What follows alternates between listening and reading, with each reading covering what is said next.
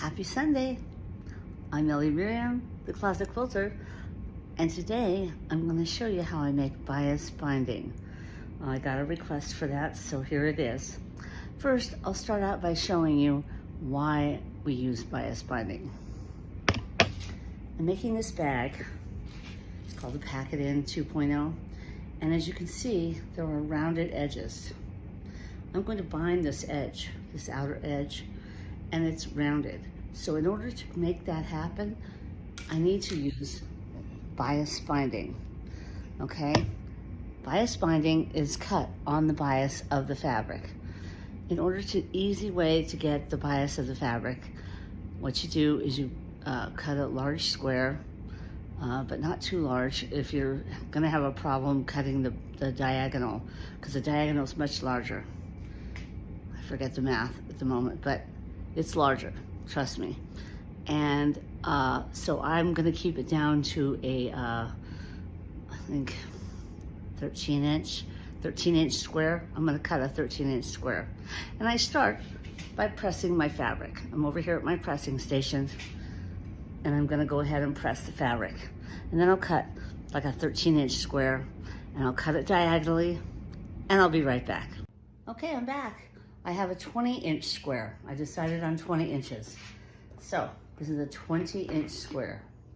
Now, how do I get the diagonal?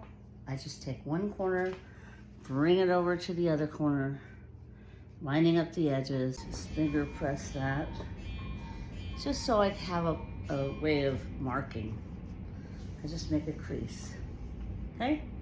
Now, that is my cutting line, okay? I'm gonna cut that in half, all right? I just place that on my table. Now my ruler, the reason why I do this is my ruler will not reach that far. See, I've got a 24-inch ruler. This will not reach that far. So, I'll just use the crease and I'll do it that way.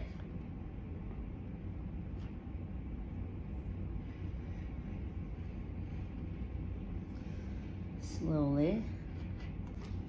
All right, now I have two triangles. Okay, what do I do? Okay, you've got these two triangles. This is your bias edge, this long edge. Why? Because it stretches. See how it stretches? You'll feel it when you do that. That's the bias edge. These are non-bias edges. Okay, here we are. We have two triangles, and I've laid them on top of each other, right sides together. So you've got your non-bias edge on this triangle, on the non-bias edge of this triangle. It looks something like this. See? And you're gonna sew a 1/4-inch seam right there. Okay?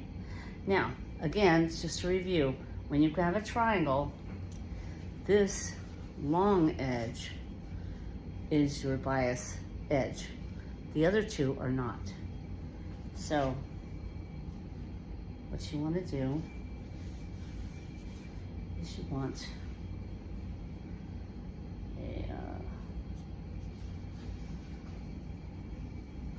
the bias edge, the non-bias edge right here, the short side onto the short side of this.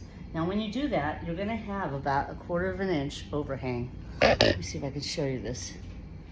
See, there's a 1/4 inch overhang right here on that side. And then on this side,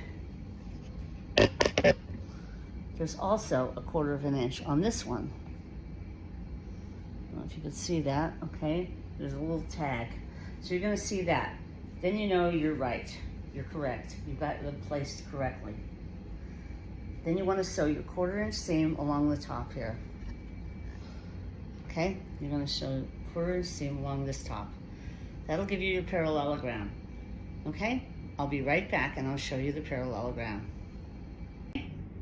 This is what it looks like after you press your seam flat.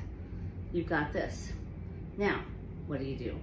You cut your bias binding strips off the bias edge. This is the long edge.